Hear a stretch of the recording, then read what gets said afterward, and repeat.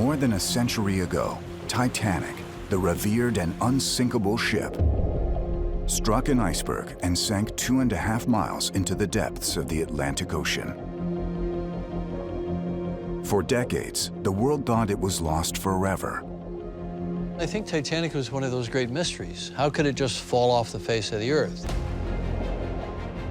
Since her disappearance, Titanic became the holy grail for deep-sea explorers who set out on a race to find her. Fantastic! All right!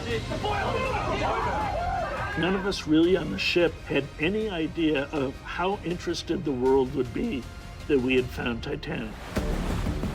But now the latest expeditions reveal Titanic faces a grave new threat. The roof of the deck house was intact, but in 2004 and in 2010, these areas are just dissolving away. For the very first time, 3D animation of the evolution of the wreck predicts how long it will take to disintegrate. The degradation of Titanic will probably never stop. Will the legendary ship disappear forever? Over time, decay will be inevitable. We have to recover artifacts. If we are not doing that, everything will be lost.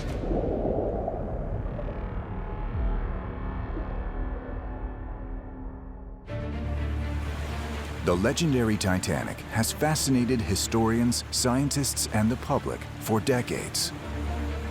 Since her discovery in 1985, the Titanic wreck has been analyzed by experts to determine the cause of its sinking. While every expedition gets closer to revealing more clues about the infamous ship, one major discovery is concerning experts.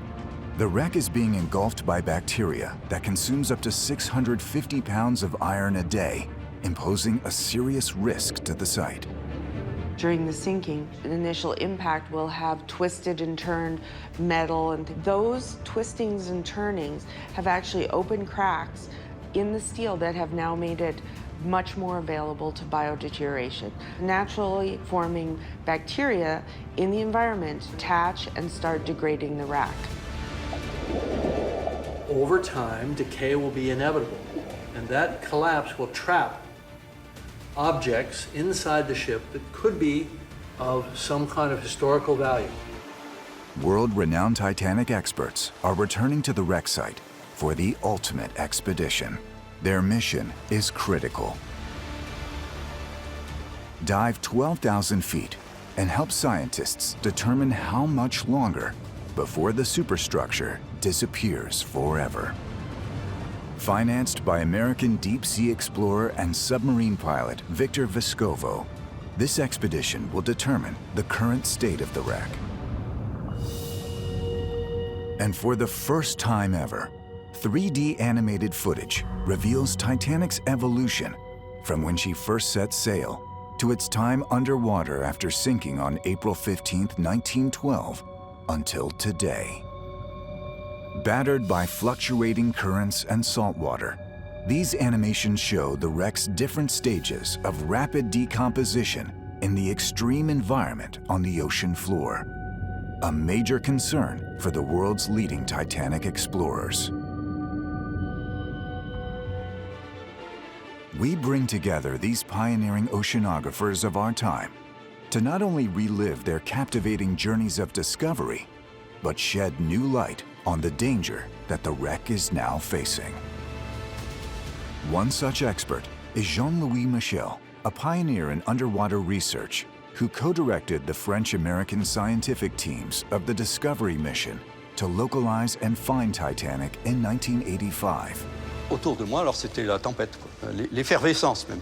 Tout le bateau est passé pour voir les images de la découverte. On est sur le Titanic. And Paul-Henri Nargeolet, a former French Navy diver who has led 7 expeditions to the wreck. He is considered the savior of Titanic's relics. We found some little box with jewelry. It was a big emotion because, you know, it's like if you are opening a treasure box. And Patrick Leahy, technological innovator, submarine builder, and the last man to see the wreck in person. It was a dream to one day dive the Titanic. Obviously, it's a very alluring wreck. You know, it's one that we've heard about for decades, if not more. You know, a tremendous human tragedy. So I definitely wanted to see it, and I figured one day I would. And James Cameron, an explorer, as well as an innovator in underwater marine and movie technology. There was this powerful, almost magnetic attraction to find out what's down there. That great mystery of what's down there in the darkness. Back in 1997, with the global success of his blockbuster feature film, Titanic, James Cameron delivered the history of the legendary tragedy into the public's interest as never before. Although renowned as a filmmaker, Cameron is also a recognized deep-sea explorer with historic accomplishments to his credit. For him, Titanic was the perfect entry into his passions. Titanic is enormous. That's why they call it Titanic. Well, I think what happens is that Titanic sort of is like a black hole. It sucks you in.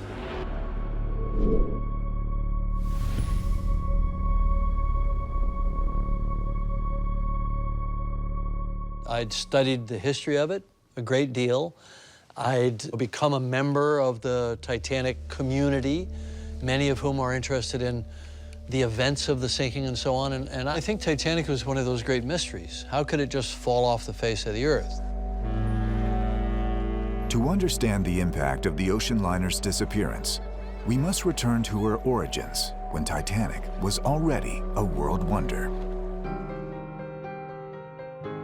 The construction of the Titanic began in 1909 in Belfast, Ireland, and took over 3 years to complete.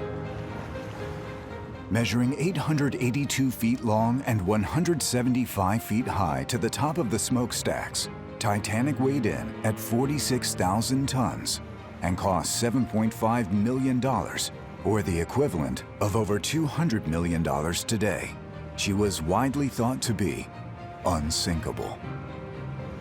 The Titanic represented in 1912 as the top of the top, and it was the best ship ever built and the biggest one ever built. The top of technology, the top of the luxury, everything. With a capacity of 2,435 passengers and 892 crew, the ship attracted voyagers from all economic backgrounds. The passenger on board the Titanic was high society. The rich people, they were very well known. They were the star at this time. There was no movie star or stuff like that. It was the rich people, they were the star. And also the immigrant, they want to come to US to have a better life, a new life.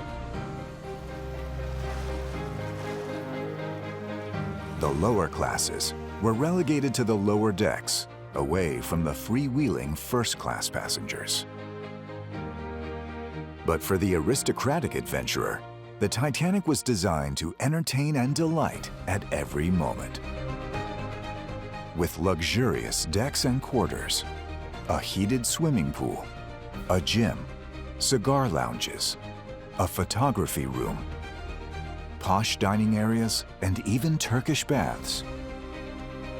Everything had been thought of, and no comfort spared.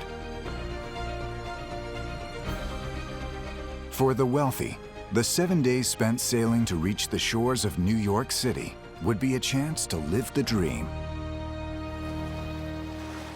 But soon that dream would turn into a nightmare.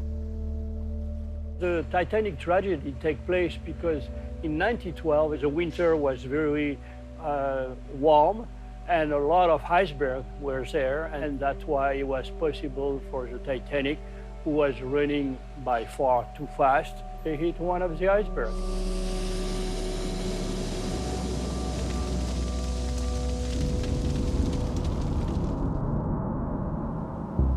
Somewhere off the coast of Newfoundland, April 14th, 1912, 11:40 p.m. 4 days after setting sail, Titanic, the largest ship in the ocean, hits an iceberg on its starboard side.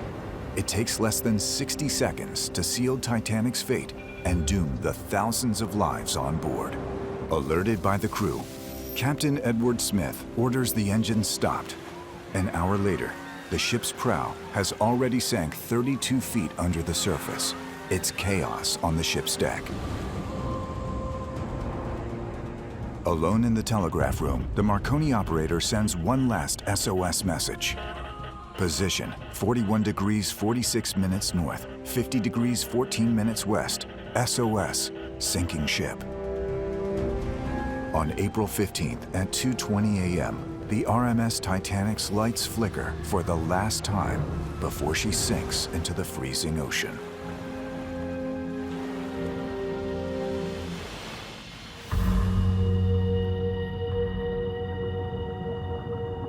In under 3 hours, the Titanic vanished from the surface of the sea. Of the 2,240 passengers and crew, over 1,500 people, a majority third-class passengers and crew, perished, reaching their final destination along with the ocean liner at the bottom of the sea. On land, news of the disaster travels around the world. The ocean liner Carpathia rescues just 700 passengers and crew from where Titanic sank. But hope for more survivors quickly fades, and the ship disappears without a trace. 4 days after the disaster, a press release from Halifax dashes the last hopes. According to experts, the wreck lies between Nova Scotia and Newfoundland, a massive area. The article adds that the wreck is estimated to rest at 12,000 feet under the sea. Initially, in the first few months after the sinking, people wanted to go out there. But when they found out that it hadn't fallen on the Grand Banks in a few hundred feet of water, that it had fallen in 12,000 feet of water, and no amount of money in the world at that time could get you that deep. So it became this very mysterious, enigmatic thing that had gone into another world where it was unreachable. At the time, no one on Earth knew where the Titanic could be found. Was she truly lost forever? Only the advancement of technology could solve this mystery.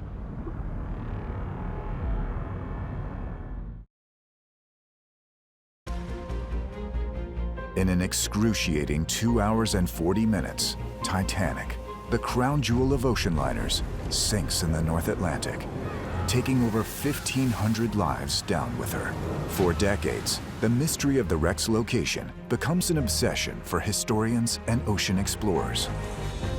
But until technology advances, the race to find Titanic is dead in the water. The colossal scale of the disaster and the fact that the wreck could not be reached meant the Titanic quickly became the stuff of legends. A legend that continues even today. This is not an exaggeration to say that I actually made the film because I wanted to go and dive to the Titanic wreck. And then I had to make this movie. Okay, all right, I'll make the movie. And then that worked out well. And so then I could afford to go some more. So why not? Well before James Cameron, filmmakers and explorers had always been intrigued by underwater filming, but were limited by the technology of their day. Interestingly enough, the evolution of underwater technology begins around the same time as the sinking of the Titanic. It was the beginning of the movie, and of course you have people, they were thinking, why we don't do that underwater?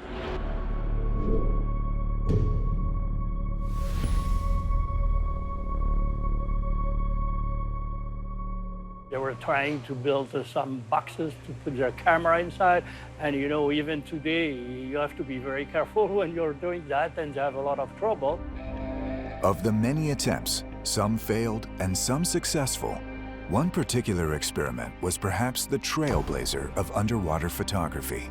The Williamson brothers, who wanted to invent a method of capturing underwater images, adapted a naval telescopic system originally meant to recover sunken vessels. Ernest Williamson découvre ce système, il dit c'est génial et l'adapte en fait avec au bout du tube télescopique une sphère qu'il appelle la photosphère, qu'il a surnommée Jules Verne. Il va pouvoir filmer sous la mer avec des éclairages qui venaient de la surface, alors bien sûr à des petites profondeurs. C'était génial de pouvoir filmer sous l'eau et de pouvoir montrer ça au public. Nobody knows anything about underwater. And of course, these people, they were saying, we want to show that to the public. And that's why they created all this equipment. In 1916, only 4 years after Titanic's tragedy, the telescopic contraption is used with an underwater camera by the Williamson brothers on the set of their feature film, 20,000 Leagues Under the Sea. The operator does not descend below 65 feet underwater, but film audiences are blown away as nothing comparable to date had ever been witnessed. This major technological breakthrough catches the attention of a journalist who offers a rare, hopeful insight since Titanic's disappearance. It is unlikely, but by no means impossible, that children of those who went down in the Titanic may live to look upon an actual picture of that great steamship resting on the ocean's floor. The 1920s were a furious decade of innovations in transport and mobility. Only a few years after the release of the Williamson brothers' film, a thirst for technology sparked a race to invent the next vehicle that could take man ever deeper underwater. That technological evolution can be found here in Cherbourg, in the Great Gallery of the Cité de la Mer, where a full collection from as far back as the 1920s of man-made submersibles is on display, including some of the very first vehicles that made it possible to descend into the abyss, the bathyspheres, invented by the American engineers William Beebe and Otis Barton in 1928. When William Beebe built this sphere, of course, he wanted to test it first with nobody inside. And when the sphere come back to the deck and they start to open it, it was full of water with pressure, and they were like a big, a big storm of water coming on the deck. But they fixed the problem, and after they go inside and they went down deep. And it was really the beginning of deep diving. On August 15, 1934, a new world record is set when Beebe and Barton descend in their cast-iron bathysphere to 3,044 feet below the ocean surface. Measuring 1.5 feet thick, the sphere's walls were effective at countering the 1,334 pounds of pressure, more than enough to flatten a human being. Ever since the success of Beebe and Barton, the sphere has set the standard for underwater vehicles, paving the way for many giant leaps in technology. But in the 1960s, the sphere alone wasn't enough to protect against the high pressure exerted below 3,000 feet. For a solution, engineers zero in on titanium, a super strong and lightweight material that would allow deep-sea vehicles to reach the Titanic at a depth of 4 times more. It is with this material that today's most inventive submarine builders continue to push technology forward to penetrate the ocean's deepest regions. Here in Florida, one of the world's most innovative engineers is responsible for taking submersible technology to the next level. We made 5 dives to Titanic, and I had the privilege of making 3 of those dives. Being able to physically see something with your own eyes, experience it in real time, it's emotional, it's powerful, and it's memorable.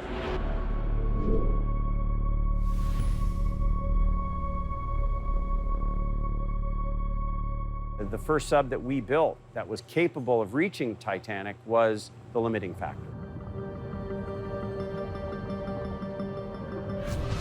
A submersible built for extreme depths. The limiting factor is a high-tech titanium sphere that protects the operators from the crushing pressure at a maximum of 58,000 feet, weighing in at 11 tons per square inch. The reason that we use a sphere is because a sphere allows for the even distribution of forces on the craft. So the pressure boundary of the limiting factor is 1,500 millimeters in inside diameter, 90 millimeters thick. It is a perfect sphere. There is no welding on the hull. It's all bolted and clamped together. All of that is in an effort to ensure that there are no differences in the material characteristics of the hull at any point. Back at Triton Submersibles, fellow oceanographer and director of underwater research at RMS Titanic Inc., Paul Henry Nargeolet, is a frequent visitor and close friend of Leahy's. Okay, PH, welcome. Good to see you back. He travels the world in search of the latest innovations for his future expeditions to Titanic. And of course, we got our... The limiting factor is 12 ton, 11, 12 ton, which is very light, you know, for going much deeper. And the good thing with the LF, you can launch the LF from the ship, recover at night, and back and forth, and you can dive almost every day in very deep water. That's a big, a big progress in the technology. With titanium to protect against pressure, other innovations are still necessary to ensure buoyancy or how well an object floats, like syntactic foam. The reason we use it is it creates displacement. It consists of glass microspheres, so tiny little glass spheres in an epoxy matrix, which is quite heavy, but if you put it in the water, it floats. We're lucky that we can produce this remarkable material, which can go to full ocean depth, and we can use it repeatedly, and we don't have to replenish it or anything like that.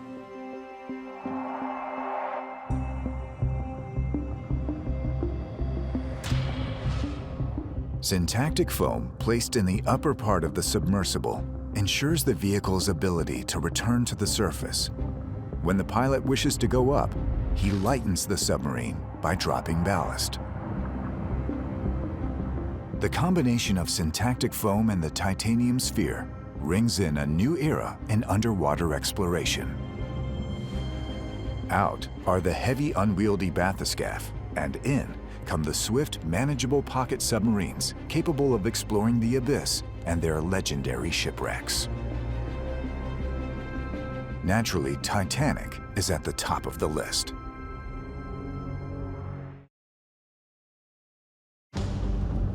With major innovations in deep-sea diving, the race to find the infamous and elusive Titanic wreck site quickens in pace, with many explorers and enthusiasts leading the charge. And back in 1970, Texan oil magnate Jack Grimm, a private citizen, looks to make headlines with a pop culture discovery. Having already hunted for the Loch Ness Monster and Bigfoot, Grimm spends $3 million in an attempt to find the wreck. The first thing we did, we went to where they gave us their SOS position and found nothing there.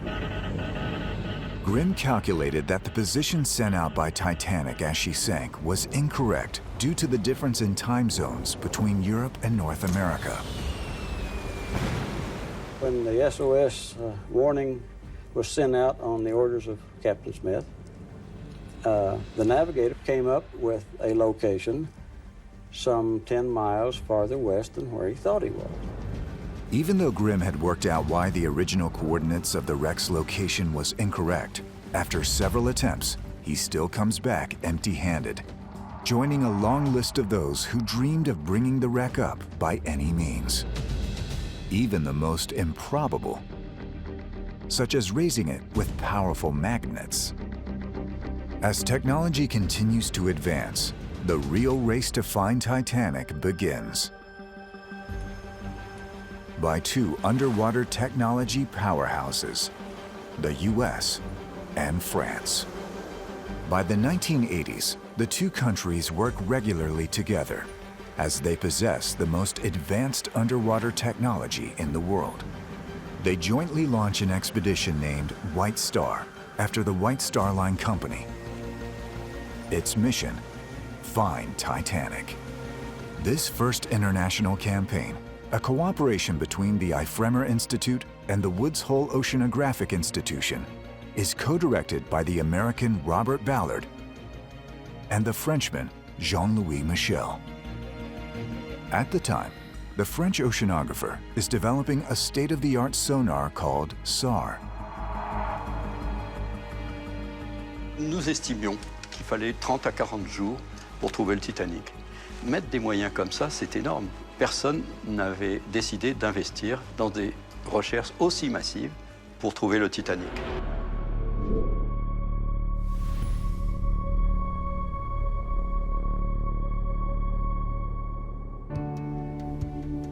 Jean-Louis Michel intends to use his sonar device to locate the wreck. Attached to a boat on the surface, the SAR robot can explore up to a depth of 20,000 feet. Information collected by reflected sound waves can then identify materials on the seafloor.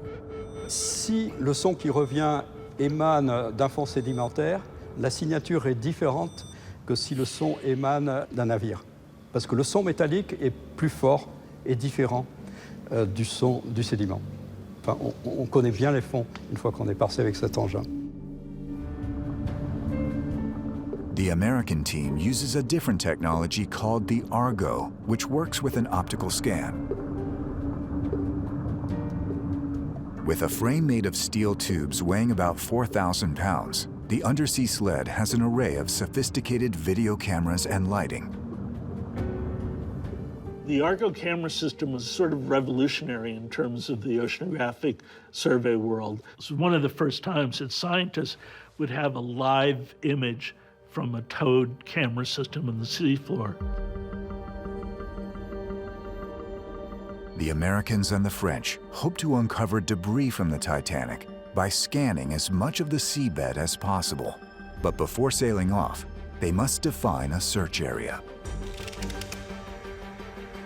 For 3 years, Jean-Louis Michel and his team gather survivors' accounts, pore over reports by investigative commissions, and check the logbooks of nearby ships, looking for errors in the ship's position to carry out an efficient and scientific investigation.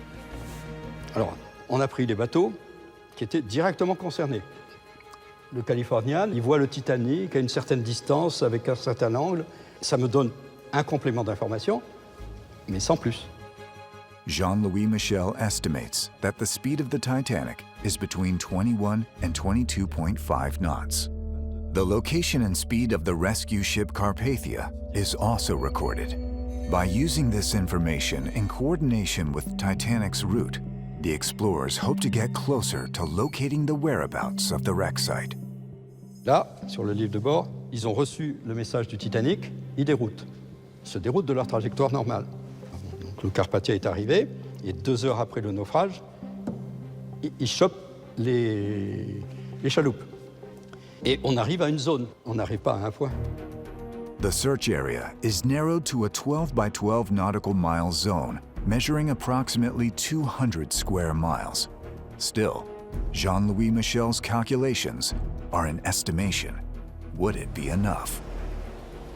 In 1985, American and French search teams would find out as they set sail in a multi-million-dollar gamble to find the location of the Titanic. Would they find the mythical wreck? And if so, who would find her first? By the year 1985, a new set of explorers are closer to finding Titanic than any other search team in history. With the latest in oceanographic technology and new search coordinates, the race between the Americans and the French to find the Titanic begins. The French are the first to sail aboard the ship Le Suroît. For 32 days straight, the crew takes turns around the clock to scan the ocean floor. On August 7, Le Suroît and its towed robot have scoured over 80% of the defined area, 250 square miles. But SAR provides disappointing information. There is no shipwreck. Could they be looking in the wrong place? The American team, headed by Robert Ballard, arrives on site on August 25th, taking up the search to comb through the remaining 20%, a 30 square nautical mile zone. Aboard the Noor, Jean-Louis Michel joins the American engineers and technicians, including Bill Lang. Bob Ballard had an idea that we didn't need to look for the hull of the ship, but a ship as big as Titanic should have a lot of debris associated with it on the seafloor. That debris, in conjunction with the hull of the ship, is a much bigger target. The hull of a ship is maybe 900 feet long. The debris trail could be a mile long. That's 5,280 feet. So it's a lot bigger target to go and look for small debris. And that's why we used the Argo to go and look for that debris trail. And for days upon days, we got nothing but mud. People would get excited if we saw a fish or a rock. On scrutait des images du sédiment à n'en plus finir. Le sédiment, c'est la morne plaine. Okay? C'est la Lune. At midnight on September 1st, I was on the watch from 12 midnight to 4 a.m. About 45 minutes to an hour into that watch, we started seeing some objects on the seafloor and knew that they were man-made. Moi, en français, je dis ça mord. Ça mord, ça bouge, il y a quelque chose qui change. The team watches anxiously for potential evidence of the elusive Titanic wreck site. And finally, the wait is over. As we went on, all of a sudden, a boiler came into the field of view, and Jean-Louis Michel screamed, "Boiler!" Ooh, fantastic! All right! Boiler! Oh, yes, yes. We're gonna nail this too. Oh, yes, I'm sure it's a boiler. I see. Yes.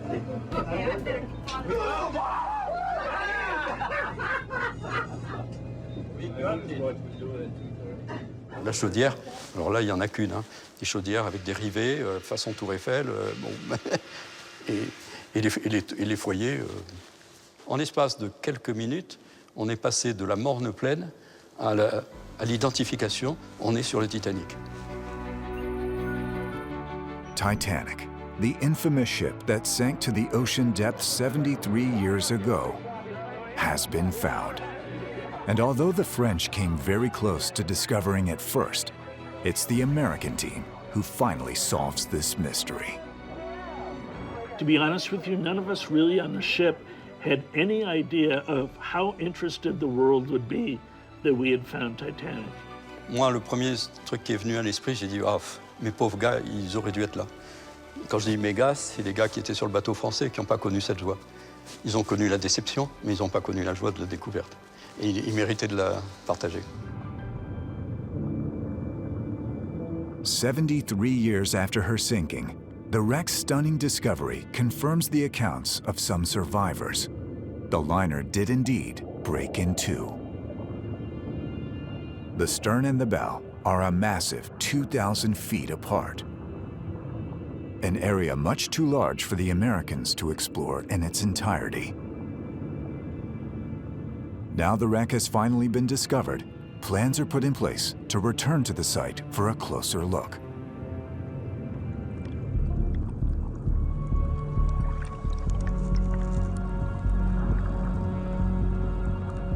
(1986), only 11 months after the wreck's discovery, oceanographer Robert Ballard, aboard the submarine Alvin, returns to the ruins of the giant ocean liner.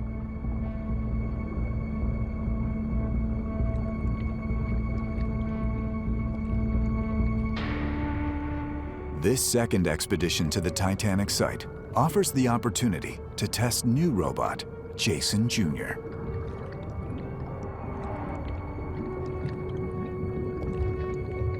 This is the first time a manned submersible had deployed a robot at this depth.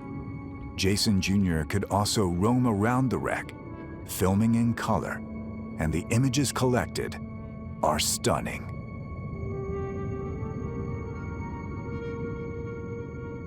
I was actually in my first week or so of filming Aliens in England, and I wasn't paying attention to the news at all. I think I probably heard it in the background somewhere that they had found the Titanic wreck. And then I think when I got back and I was finished with Aliens, I was just watching TV, I think even with the sound down, and I saw a picture of the Jason Jr. ROV. I don't even think I bothered to turn the sound up because I knew what it was. I could understand exactly what it was just by looking at it. And so, you know, I was just fascinated by it.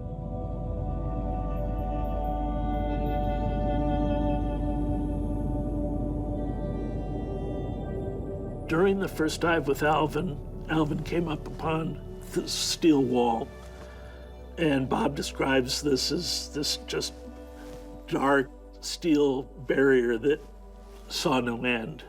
So it really wasn't until later that we started seeing from the video from Alvin those things and hanging down everywhere, and we had no idea what they were. Nobody had really seen those before. These structures that cling to the hull, resembling rusty icicles, are aptly named Rusticles by Robert Ballard. It just looks like the ship has been dripped in wax. Just brown wax has been poured over it. These rusticles are seen on the hull's surface. But were they actually mere rust or something else? And could this new unidentified material be a threat to Titanic?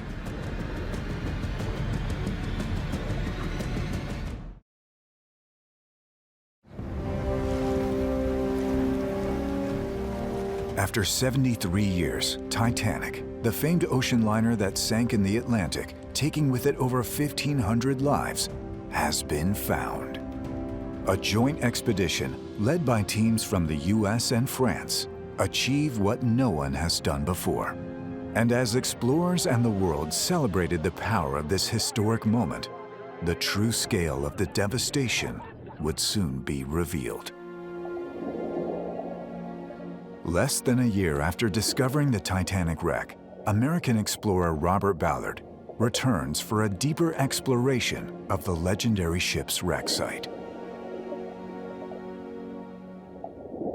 As he glides over the field of debris around the wreck, he discovers a multitude of small objects and personal belongings scattered over the ocean floor, bringing home the magnitude of lives lost. And all that's left of human signature are their shoes. And all around the Titanic are pairs of shoes. Mother's shoes next to daughter's shoes, men's shoes, crew members. These are the tombstones. Now, I wasn't expecting to be hit by it. See, I went in there, totally under control, so to speak, and I was blown away. It was a very moving experience that I did not expect to have. A vast field of objects stretches out before Robert Ballard's eyes. Hundreds of thousands of items are spread over less than a mile between the ship's prow and stern.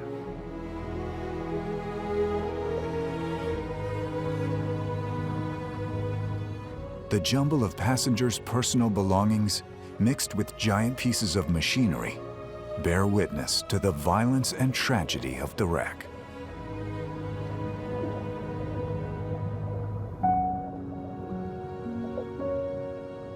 A portion of the debris field is nicknamed Hell's Kitchen due to the many cooking utensils strewn about.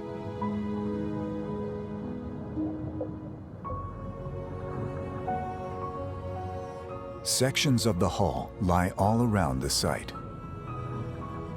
Deeply moved by this apocalyptic sight, Robert Ballard vows to preserve the wreck as a shrine to the lives lost.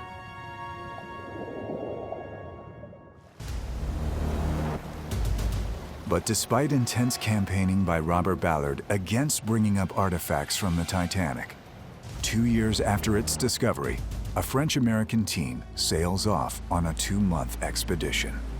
Its goal: to salvage objects from the seafloor and enable the world to learn even more about the Titanic and its passengers. To carry out this deep-sea archaeological excavation, in 1987, the French Nautile is chosen over the American Alvin. As the Alvin belongs to the US military, so is not able to be used for private expeditions. Today, the famous yellow submarine is still in operation and remains at the cutting edge of technology. To date, Nautile has made a record 119 dives to the Titanic. 9 of these were piloted by Jean-Paul Justiniano. Le pilote est en position de travail, il est positionné sur le ventre et il peut, à pleine main, récupérer sa poignée de bras et pouvoir faire tous les mouvements indispensables pour la maîtrise des bras extérieurs. In order to bring artifacts to the surface, The submarine is equipped with various tools, including gripper arms, a genuine Swiss Army knife of the deep. The Nautile is capable of operating at 20,000 feet under the sea. The movement of the arms are basic. It can be raised, lowered, and angled using the various joysticks inside the sub. Sur Titanic, des fois on descend dans des endroits assez exigus et il y a le courant, il y a tout qui bouge. Donc il faut gérer les moteurs en même temps, le bras. C'est assez, des fois c'est pas simple.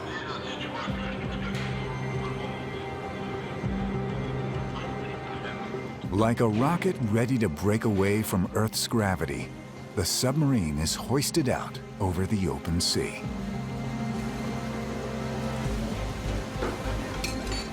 The winch lets out several feet of cable, and the Nautile plunges into the big blue.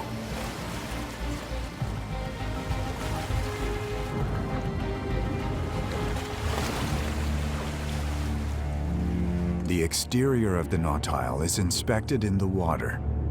At this point, any error could lead to a deadly chain of events.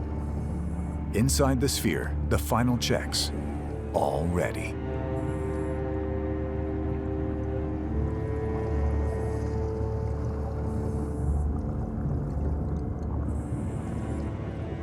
Cramped in a mere 140 cubic feet, the 3 crew members make their descent in total darkness to save on battery power. C'est 2000 mètres ou c'est 4000 mètres ou c'est 6000 mètres qu'il y a au-dessus et la taille du sous-marin qui fait une douzaine de mètres de longueur, enfin qui est petit quoi. Et on se dit mais on est minuscule là-dedans, donc c'est assez impressionnant. Ouais. The Nautile takes 1 hour and 15 minutes to reach the Titanic at 12,000 feet below sea level, at a high speed close to 3 feet per second. Reaching the ocean floor, the submarine slows and turns on its powerful searchlights.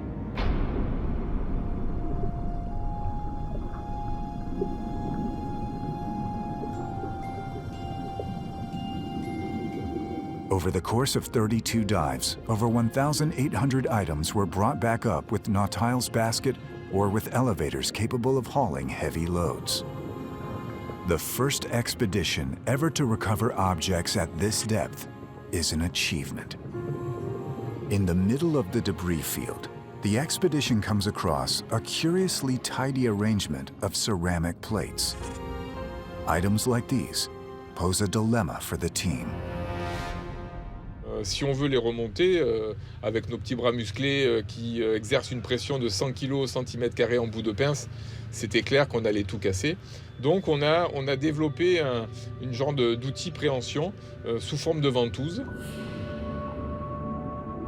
One by one, the fragile plates are gently captured by suction and brought to the basket. In total, Ifremer collected over 5,800 items as a contractor for the American company RMS Titanic Inc., the only entity authorized to bring up artifacts from the wreck. The decision is to retrieve relics only on the outside of the Titanic. But for Robert Ballard and some survivors of the wreck, this is sacrilege.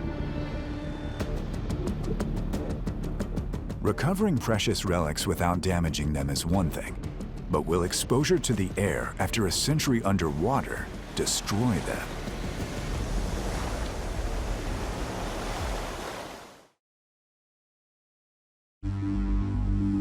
The legendary Titanic has captured the hearts and minds of the public and explorers alike for over a century.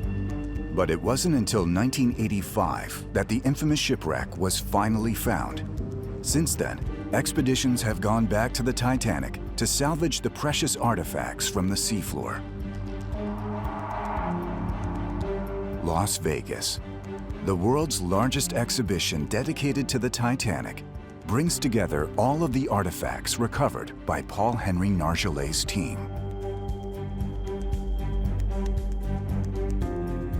In the early 1990s, the battle intensified between those who wanted to rescue Titanic's artifacts and share her history, and those who didn't want the site interfered with.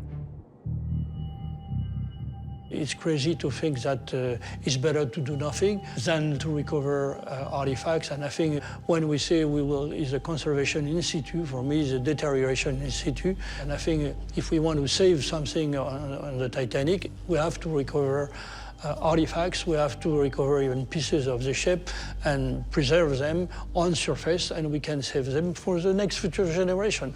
If we are not doing that, everything will be lost. For one of Titanic's key explorers, each precious artifact should be considered in its own right. The key that sent the SOS, to me, that's a historical object. And I like the idea of having things that persist through time, that are carefully curated, that 500 years from now, people can still look at that key and remember that story of those two young guys that typed that SOS. So they became heroes of the story.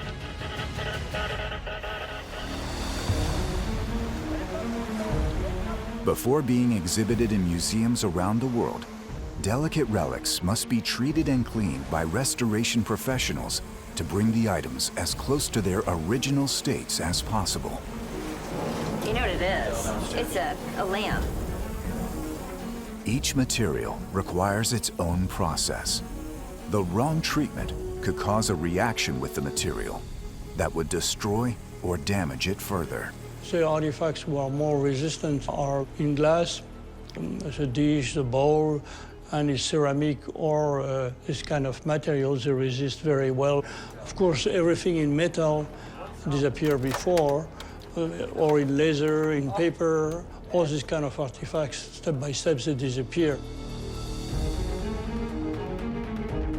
Personal effects made of organic materials such as leather or paper required a special restoration process. Corrosion of the ship's metal parts created a black ink-like film covering the items.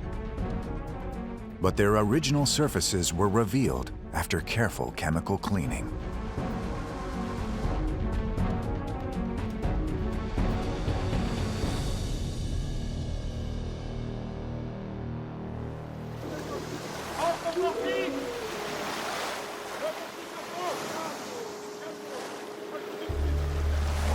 In the open air, artifacts deteriorate rapidly. The oxidation process must be stopped and the utmost done to ensure long-term conservation.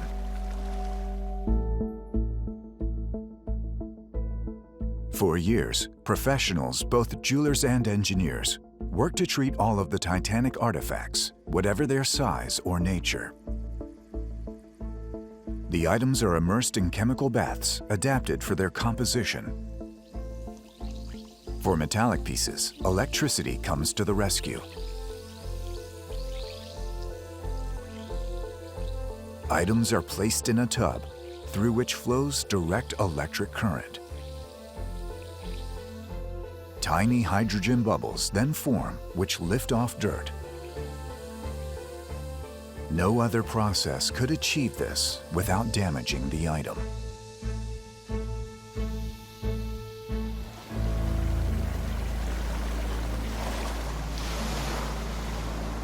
Back in 1996, RMS Titanic Inc. aimed to go even further by hauling back bigger, heavier, and more imposing pieces to the surface. But the endeavor could pose serious risks, as the most experienced of Titanic explorers were well aware. When we're diving, we know that the second that we're free of that ship and we're in the water, we're tiny and the ocean is great. When you dive down to a place like Titanic, you're in a region of zero light, extremely high pressure that can destroy even really strong components of titanium or steel. You don't take chances, you move methodically, you plan very carefully. You know, currents can swirl you around. Everything is more difficult underwater. If something is difficult on land, it'll be impossible underwater. If it's easy on land, it'll be very difficult underwater. Over the course of the dive, while passing over the debris field, Paul Henry Nargeolet discovers an imposing piece of the Titanic's hull.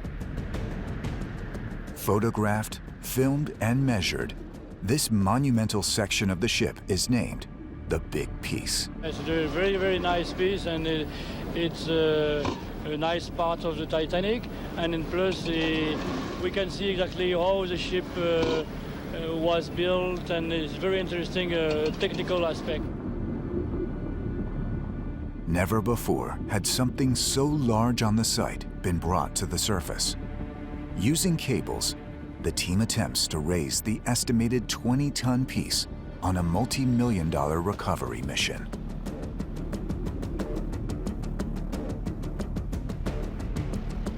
But the weather doesn't cooperate. Conditions and multiple technical issues cause equipment breakdowns. Cables snap, and the attempt ends in total failure. I was saying something bad will happen, the big piece will be broken. Had the team met their match, would this precious piece never again see the light of day? And what does the future hold for the rest of the ship that remains on the ocean floor? Since the lost Titanic wreck was discovered in 1985, explorers have been returning to the site in an ongoing effort to save and preserve the ship's many artifacts. In 1994, expedition leader Paul Henry Nargeolet discovered an enormous piece of Titanic's hull lying on the ocean floor. Measuring 26 by 12 feet and weighing in at 20 tons, the team's historic multi-million-dollar effort to raise the big piece ended in failure. But Nargeolet wasn't ready to give up. 2 years later, he was back on a new expedition to try again. We don't have a big crane or big ship for doing that, and we were using what we call lift bag, full with the diesel fuel of the ship. Each bag has a capacity of 20 tons of fuel, and each bag would give us, at the depth of the Titanic, 3 tons of buoyancy. Nothing like this had ever been achieved by any archaeologist before, but this time, the team is hopeful for a win. One by one, the fuel bags filled with diesel are reattached. Step by step, we were releasing this bag. That is good with this system. We have the choice to decide when we will release the last weight and let the big piece come up by buoyancy. The IFREMER team would need 6 days to attach fuel balloons to the big piece. After 20 minutes of ascent, the piece of hull once destined to live forever under the sea reappears in the light.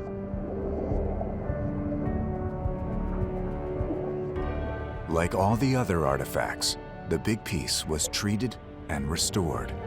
For 2 years, the hull was kept in a pool of electrified water and chemical treatment.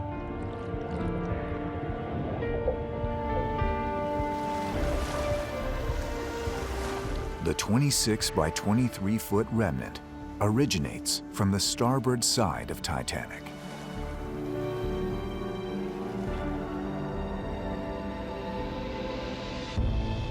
Today, this centerpiece of the Las Vegas Museum is the biggest draw.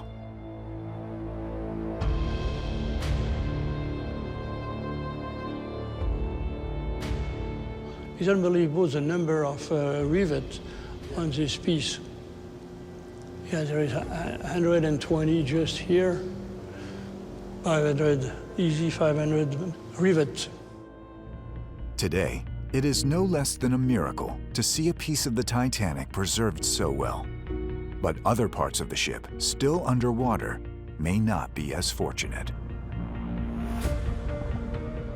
Since 1985, when the discovery of Titanic revealed the rust-like formations covering her entire hull, explorers wondered what these formations were and what damage they were doing. Titanic has a new mystery to solve.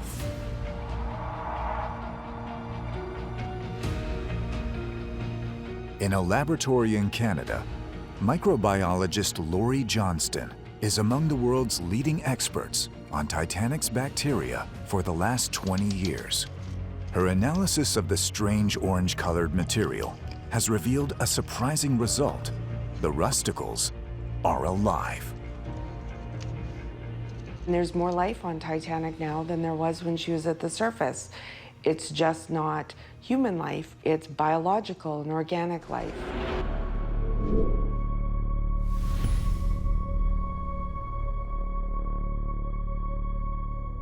In her laboratory, Laurie Johnston studies precious samples of the rusticles taken from the wreck. So you can see the stratification within the rusticle itself, and it's almost like tree rings as it builds up over time. This here, you could see the glinting black are tiny pieces of coal within there. So during the sinking, the coal that had come out from the boilers had been in the water column. So coal dust must have landed on here and it's been incorporated into the rusticle itself. In the early 20th century, no scientist imagined that any form of life was possible down in the abyss. But in her sinking, the Titanic brought millions of bacteria down from above. A find as surprising as if life had suddenly been discovered on the lunar surface.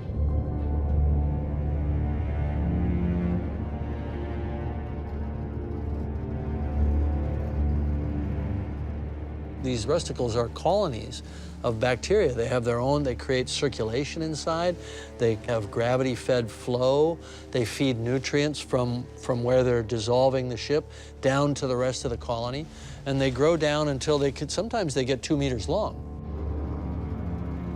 The rusticles have been known to cause deterioration up to 100 kilograms per day of iron that it's removing from the ship itself.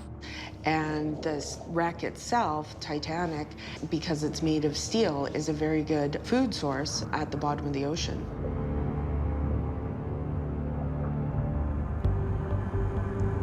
For decades, rusticles have grafted onto the hull. Between Titanic's sinking in 1912 and her discovery in 1985, a few hundred tons would have formed on the bow of the wreck. 3D modeling is used to show a time-lapse animation of the decomposition by bacteria of all parts of the Titanic.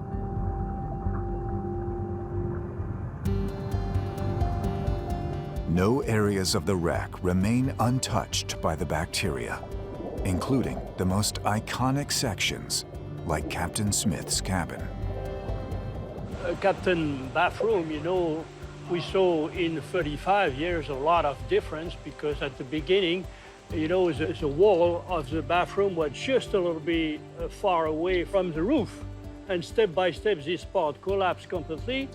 And we can see inside the bathroom. And now the roof collapsed too. And the tub was like almost intact at the beginning. Now it's full of debris from the wall and from the roof, and we can see just the edge of the bathtub, you know.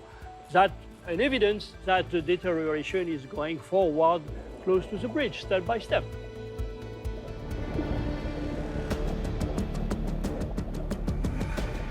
The decomposition is a threat to Titanic's existence. For James Cameron, this is a new race against time to explore the wreck before it's too late.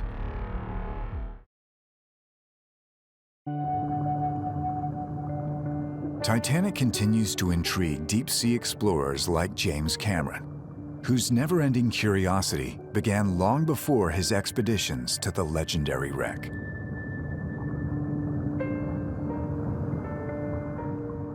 That particular picture was taken when I was 14 years old. I was fascinated by underwater things, and I had seen an underwater habitat at the Royal Ontario Museum. And I did sketches of it and so on, and I got very excited. I decided to build my own. And I put my pet mouse in that, and I lowered it on a rope down to the bottom of a nearby river. So it went down about 20 feet, and the mouse was fine. He survived. 44 years later, James Cameron is the first man in history to make a solo dive into the Mariana Trench, the world's deepest place on Earth at 35,787 feet below sea level. His objective has always been to explore the abyss. An undisputed expert, his passion is inseparably linked to his quest for the technology and engineering needed to bring him closer to the Titanic. I was fascinated by the idea of the very deep ocean. I loved everything about the ocean. And I wanted to see ROVs, I wanted to see robotics, I wanted to see submersibles. In 1991, a new expedition to dive down to the wreck on the Russian Mir submersible is organized to capture rare images for a unique purpose, an IMAX movie aimed at the general audience. I said, if they can do it on an IMAX budget, which is a couple $1 million, I can do it for a theatrical feature budget that might be 10 or 20 times that. And I thought, I'm going to Titanic. Seeing a unique opportunity, James Cameron decides to contact the person in charge of this expedition. This person is no other than the legendary Russian oceanographer, Anatoly Sagaleevich, a man who shares the same passion for Titanic as the filmmaker. I remember the first dive on Titanic. All the time, my heart was just, jump,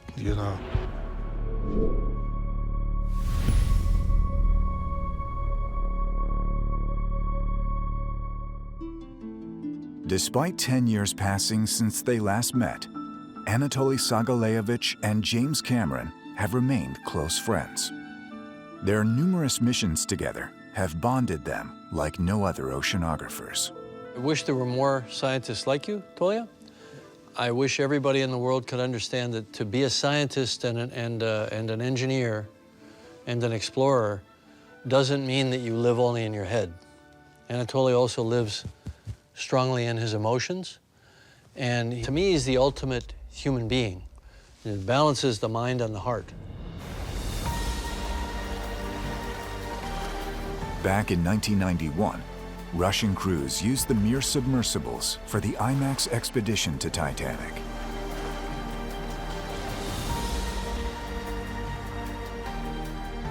These technologically advanced subs that were designed by Sagaleevich himself gave James Cameron an idea. Why I chose to work with the Mirs? There are two. There are two subs. So the number of characters that you have in the story is the number of vehicles that you have minus one. You have one vehicle, you have no character, right? You have two subs, sure, you can do images, and you can have the other sub stay out of frame and just light things up. The second that sub enters frame, now you're telling a story. And that's different, and we were there to tell a story. Mir just shoot it, and Mir 2 made some lighting or just made some kind of entertainment like an actor.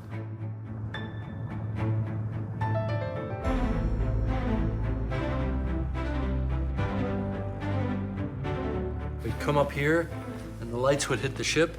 You wouldn't see very much. You'd just see this line right there. And then you come up and stop, and then you wait for the other sub, and the other sub comes down behind you. It's maybe 20 minutes later. So we sit and have a little tea, and then the other sub arrives, and then we begin our operation, usually by flying up over the ship and following along the ship.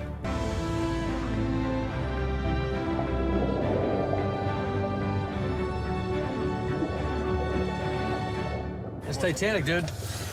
Check it out, huh? For his film project, James Cameron aims to capture the Titanic with state-of-the-art underwater cinematography and lighting, Titanic is a very, very challenging photographic subject. When you go into the deep ocean, there's absolutely no ambient light there. The visibility of the water might only be, let's call it 150 feet, maybe 200 feet at the most, and the whole bow section is about twice that long. You never even see the whole thing all at once. And you have to just bombard it with light because it's reddish orange. It's the color of rust. And the red color doesn't travel through water very far. So it's like the wreck just sucks your light. So you have to dump enormous amounts of light on it. So we put more lights on these poor mirror submersibles than they'd ever had on them before. We were bolting lights on, and I kept saying, let's add one more, let's add one more. And Anatoly's like, oh my God. But we went down there and we lit the place up. It took James Cameron and Anatoly Sagaleyevich 12 dives to scout and complete the shoot. But the footage they captured was unlike anything the world has ever seen.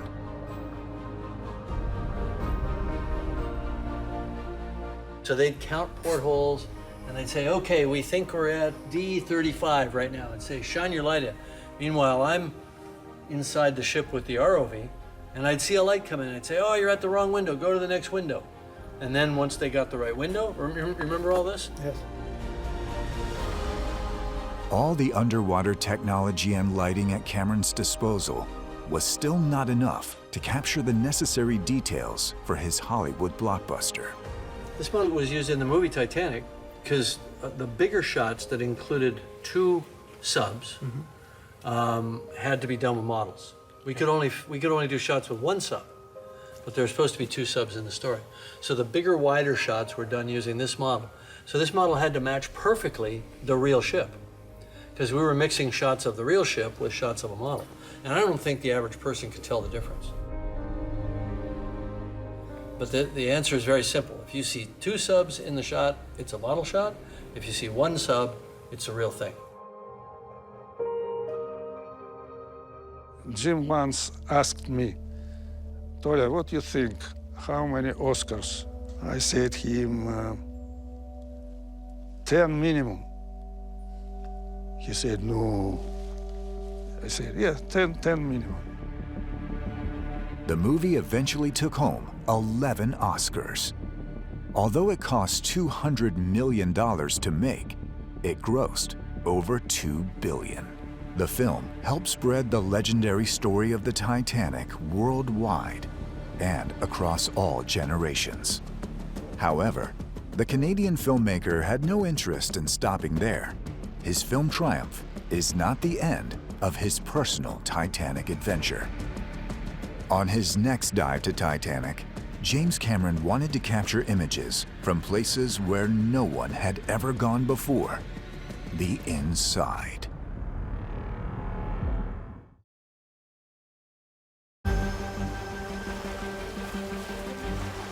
After legendary filmmaker James Cameron and Russian oceanographer Anatoly Sagaleyevich filmed the wreck for the blockbuster movie Titanic in 1997, they team up again for another 12,000-foot dive in 2005.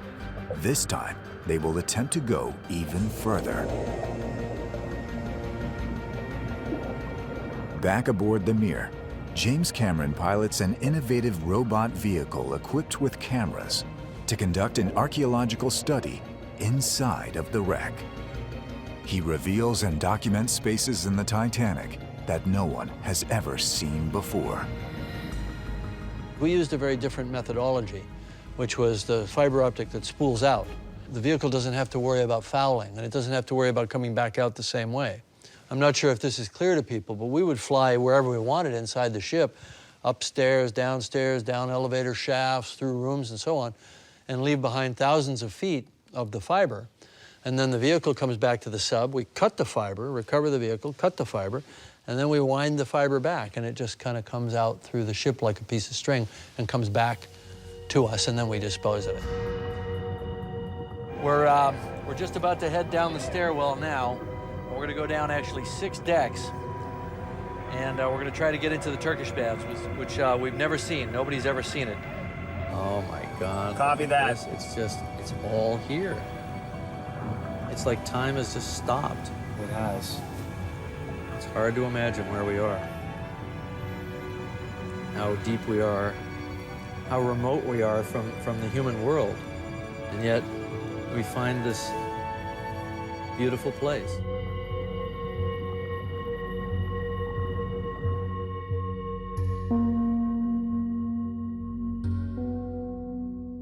When you're moving around inside the ship, you feel like you're either in a cave or you're in maybe an earthen tunnel where the roots of trees are coming down into the space you're in, but it feels very organic.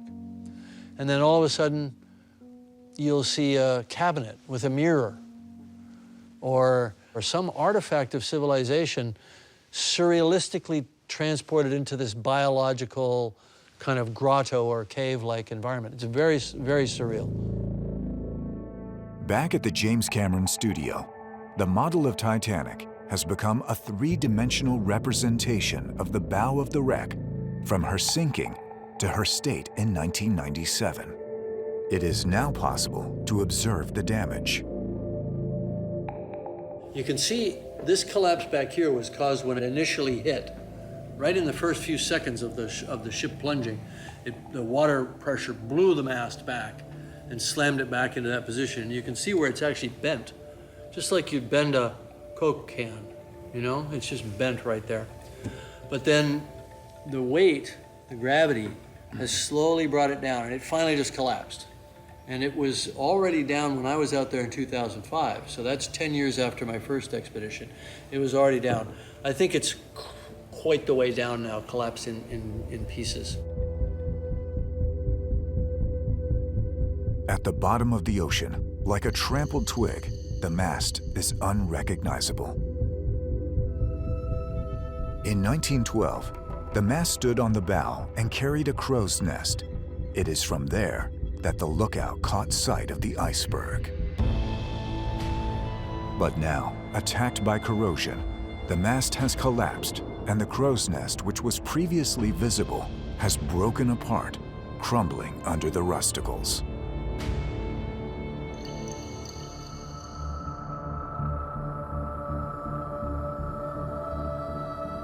And in 2010, a new expedition discovers an unknown bacteria. Researchers name it Halomonas titanici. Halomonas is a branch of the bacteria family resistant to extreme conditions. These iron-eating bacteria literally consume steel. In the media, Halomonas titanici is held responsible as the main cause of the wreck's decomposition. One puny bacteria does not deteriorate the whole wreck. You need that group, you need that community, you need that consortia of bacteria and fungi, molds working together to be able to cause the deterioration and the rusticle structures on these wrecks. It is the fate of every shipwreck to eventually disappear, but Titanic's decomposition is unusually rapid. In total, the scientific community discovered 27 different strains of the bacteria, estimated to be consuming between 450 and 650 pounds of iron per day. Based on this data, some experts predict that the wreck will disappear in less than 20 years. The race is on to get back to Titanic, this time for an urgent assessment of the ship's deterioration. If you're going to manage something like this, a site this big, you need to know its confines, you need to know how big the site is.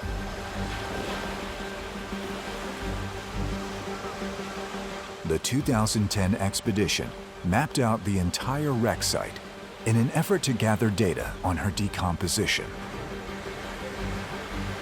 Like archaeologists, the explorers make an inventory, the most complete that they can. The idea is to spot, identify, and measure all the elements on site. It is so far the largest ever scientific mission dedicated to documenting the wreck. We wanted to make certain that there wasn't any objects or artifacts or anything from the wreck that was quite a ways from the other concentration of items at the wreck site. And we're not looking at an optical image. This isn't a camera. We're looking at what's called acoustic reflectivity. In the camera world, it would be sort of the shininess of an object.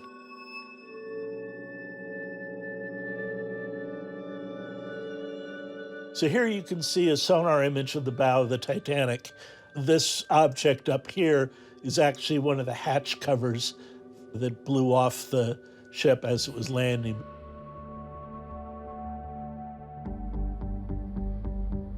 On one side, the stern, completely destroyed.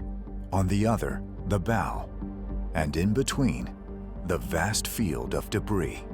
For the first time, the site can be visualized in its entirety. But Lang's work was far from done. He prepares the biggest photo project ever undertaken. And this time, it's not about discovery, but about preservation. We wanted to create an image of the wreck site as if you were walking on the seafloor and came up to this and there was no water there. That's a big undertaking. During the 2010 expedition, hundreds of thousands of images are taken. Inch by inch, the wreck is photographed. It takes Bill Lang and his team over 2 years to assemble the pictures to create impressive photo mosaics.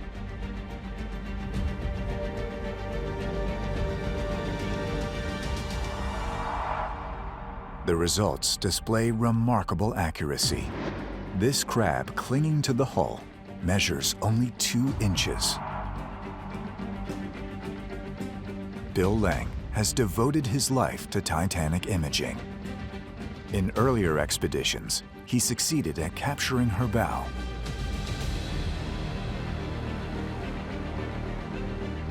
In 2010, by comparing his photos, it was possible to visualize the evolution of the wreck. What's also very evident is that the roof of the deck house was intact in 1986, but in 2004 and in 2010, we're seeing all these holes open up. And this is where the metal roofs of these areas are just dissolving away. At this stage, the entire wreck is in danger, at the mercy of an invisible enemy. Scientists are researching how a variety of processes, including bacteria, oxygen corrosion, and currents, are causing irreversible damage to this steel colossus.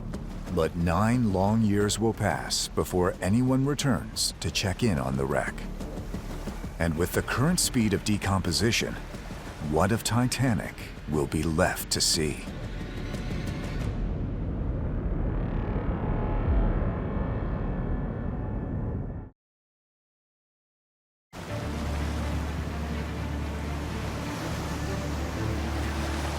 Okay, Tom, last check. We're going to just have Tim, or maybe you can just secure your own hatch.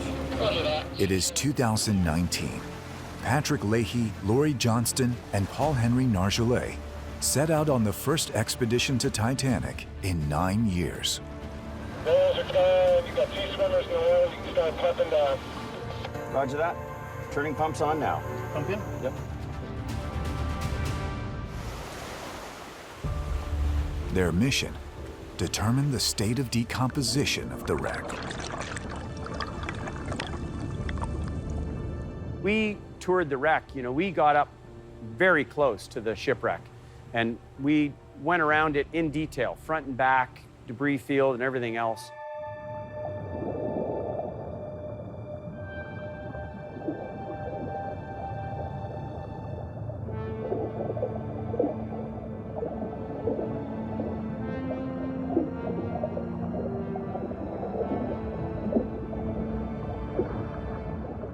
These are the very last images taken of the legendary Titanic wreck.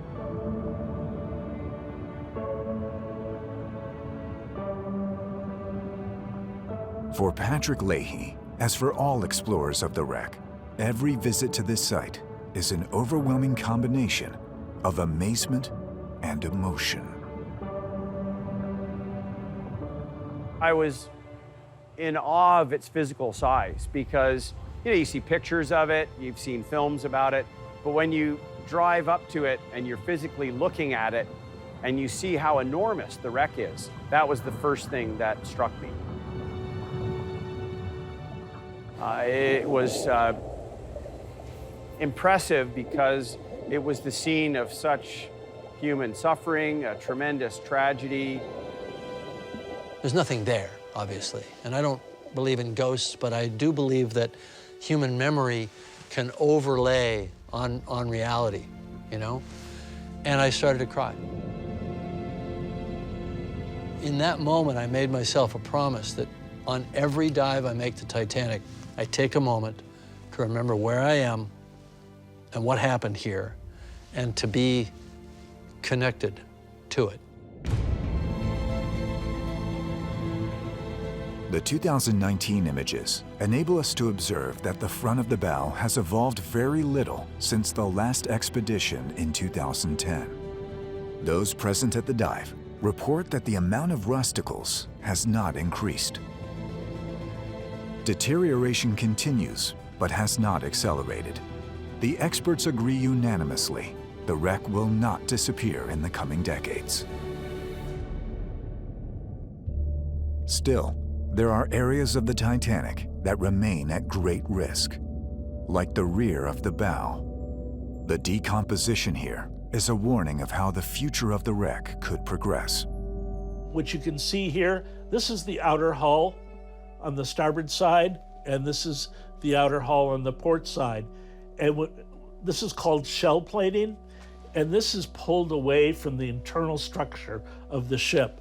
So the internal framework, the decks and bulkheads were attached to the shell plating, but because of the impact of the bow section hitting the seafloor, the shell plating is pulled away from the internal structure.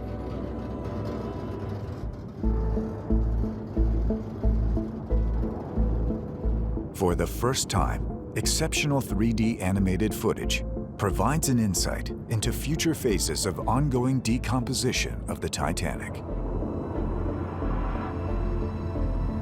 A future where the two parts of the hull break open like a book, where the stacked decks cave in and eventually collapse like a house of cards.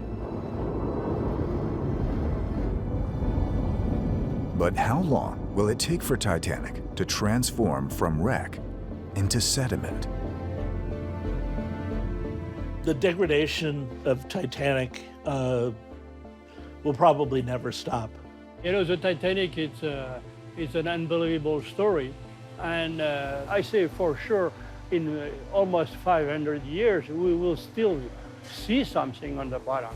And of course, it will be diminishing in size and volume throughout that time. But based on, you know, knowing that what I saw was over 100 years old, there's no way at all that in another 10 years that the wreck will be fully consumed, not even close. But will what's left on the bottom of the Atlantic still resemble the massive luxury ocean liner that once held over 2,400 lives on board? If you come back in 300 years, this will all be gone, this will still be here, and this will still be here. This may be sagged in, partially collapsed, some holes in it. This will still be here.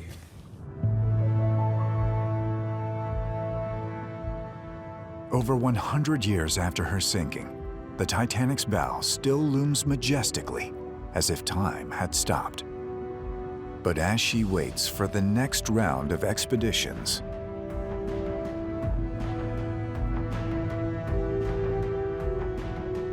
Titanic remains a legend and continues to rouse the passions of explorers and scientists around the world.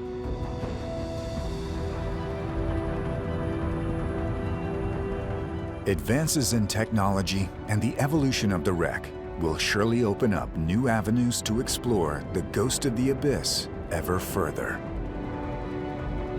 As always, despite the challenges faced, the impassioned Titanic explorers will race to preserve what they can before the ruins of the most famous of ships vanish forever. There are definitely reasons to go back. I think we've seen some of the most beautiful things already, but the Titanic always keeps secrets.